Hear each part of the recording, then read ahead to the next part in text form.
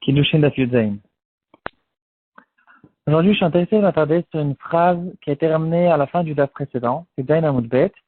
Il y a une expression qui a été ramenée dans la Gemara, et en fonction des explications que les Rishonim donnent sur cette expression, le Ben Ish Chai est intéressé d'en sortir une halakha spéciale, intéressante, qui n'a pas du tout de rapport d'ailleurs avec Kiddushin, mais quand même, il y a de quoi apprendre.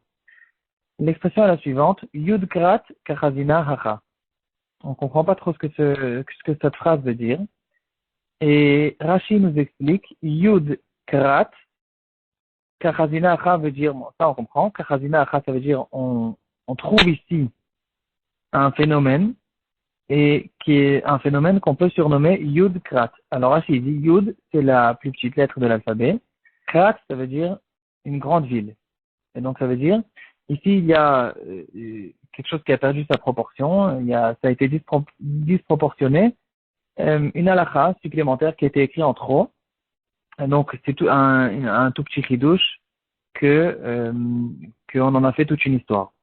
C'est une halakha qui concerne les halakhot de Ha'anaka, la mitzvah qu'il y a de donner à l'esclave une paye quand il va sortir. Et il y a là-bas une halakha qui était en trop, qui est évidente. Et donc, la Gemara a dit, Inachinami, c'est quelque chose qui était en trop, et c'est Yud Krat Kachazina Hacha, c'est un phénomène de disproportion qui a été ramené ici. Yud, la plus petite lettre, Krat, une grande ville. Le Ritva, il donne une autre explication, et il dit que il ramène l'explication de Rashi, mais il dit que cette autre explication, qui a été ramenée par le Ravad, que le Ritva, en fait, dit au nom du Ravad, et il dit que cette deuxième explication, elle est préférable, elle est plus vraie. Il dit Yud Krat, c'est le nom d'une personne qui s'appelait Yud Krat, et c'est une personne qu'on retrouve dans la Sechet Ta'anit, et il était très difficile. C'est quelqu'un de très dur, qui n'avait même pas pitié de ses enfants. Il y a là-bas, dans la Sechet Ta'anit, toute une histoire, comment il a causé la mort de son fils, et après la mort de sa fille, dans deux histoires différentes. Et la Gemara, elle trouve, en fait, elle parle difficilement, en fait, sur cette personne. C'était une personne qui était très dure. Quand on ouvre la Gemara dans le Sechet Ta'anit, cette personne est surnommée Rabbi. Rabbi Osé Demin Yukrat. Donc, je ne sais pas si on peut parler facilement de lui. En tout cas, la Gemara elle-même, elle le reproche. Et le Ritva, il ramène cette Gemara pour nous dire que ici, Yudkrat Kachazinacha, ça veut dire c'est une question. C'est une question qui est très forte, qui est difficile, comme cette personne était difficile. Dans la Gemara, dans la Sechet Ta'anit, il y a des différentes girsaot. Comment lire le nom de cette personne? Le Ritva, il dit Rabbi aussi des min Yud Krat, comme ça a été écrit chez nous. Yud Krat. Là-bas, c'est écrit des min Yukrat dans la version qu'on a chez nous dans la Gemara. Et là, c'est dit, c'est Rabbi aussi de l'endroit qui s'appelait Yukrat. Mais d'après l'explication que le Ritva il nous donne ici, c'est le nom de la personne. Rabbi aussi des min Yud Krat, c'est en fait son nom, son surnom, son nom de famille. Et c'était ça son nom. Dans le Shoot Torah Lishma du Ben Ish Chai, dans la Tchouva Tavbet, il ramène l'histoire d'une personne il était apparemment original, il voulait donner le prénom de son fils, à Sabrit Mila, lui donner un prénom, inventer un prénom qui n'existait pas, lui donner une lettre de l'alphabet, Aleph, Gimel ou n'importe quelle autre lettre.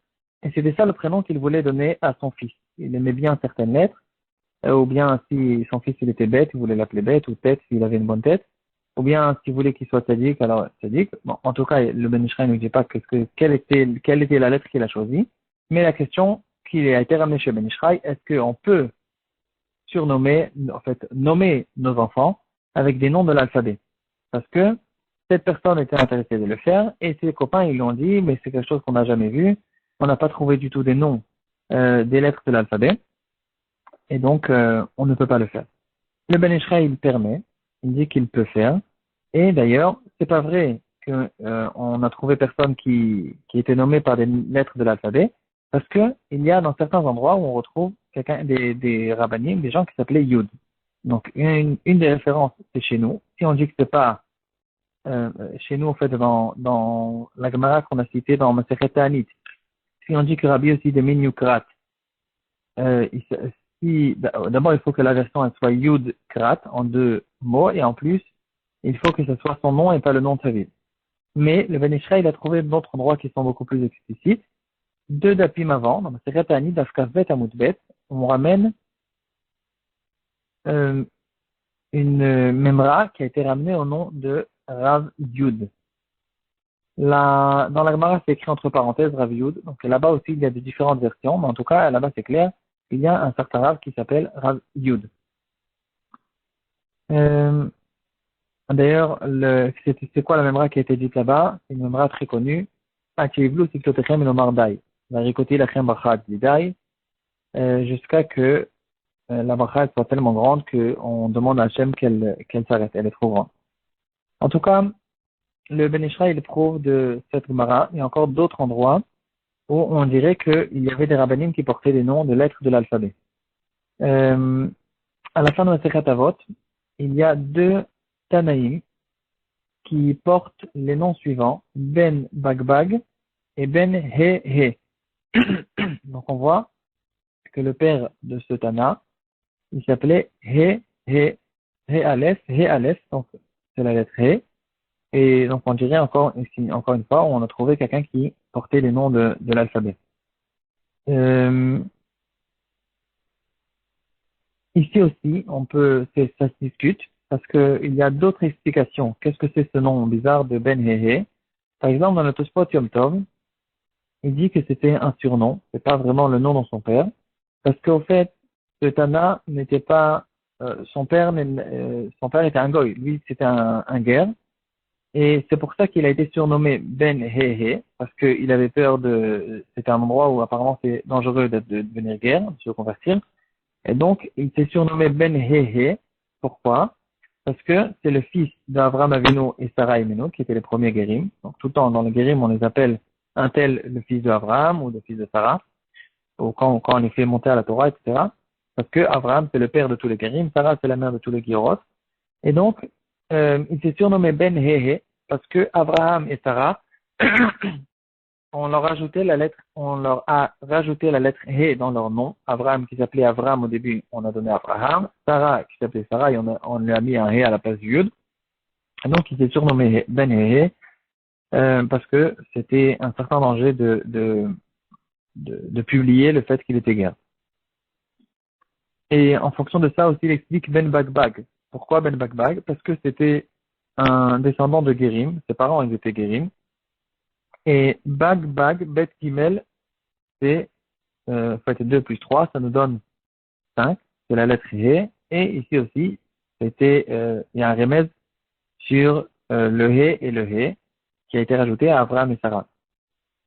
Pourquoi Ben Bagbag et pas Ben He? Pourquoi donner une gématria de ce genre? Chose personnelle, peut-être que Bag, en fait, c'est les initiales de Ben Gerim. C'était un descendant de Gerim. Et c'est pour ça qu'il a décidé de dire Ben Bagbag et pas Ben Hehe. Malgré que, d'après ce pshat, les deux, ils veulent dire la même chose. Voilà. Donc, la conclusion du Ben Ishraï, au fait, c'est qu'on peut le faire. On peut nommer des enfants avec les lettres de l'alphabet et quand même, le minag, il est de manière générale que dans notre génération, on n'est pas à la hauteur d'inventer des noms. Des noms qui n'ont pas été donnés, des noms qu'il n'y a pas dans la massorette qu'on utilise depuis plusieurs générations. C'est des noms qu'on ne donne pas en général, et c'est très connu que Rav Chaim Kanevski, il était extrêmement actif sur cette chose-là. Il changeait les noms des gens qui venaient chez lui lui demander des brachot. C'était des choses qui arrivaient pratiquement tous les jours. Il a dit, les gens, ils lui donnaient des noms pour qu'il fasse des tefilot sur ces noms. Et il disait, ça c'est pas un nom, ça c'est lui un nom, ça c'est un nom qu'on a trouvé dans le Tanakh, et avec sa béquiout incroyable dans tout le Tanakh, dans toute la Gemara, dans tout le Shas et le Poskim, il savait où c'est des noms qui ont été inventés aujourd'hui, et où c'est des noms qu'il y a quand même une source dans toute la Torah, et en fonction de ça, il changeait les noms des gens.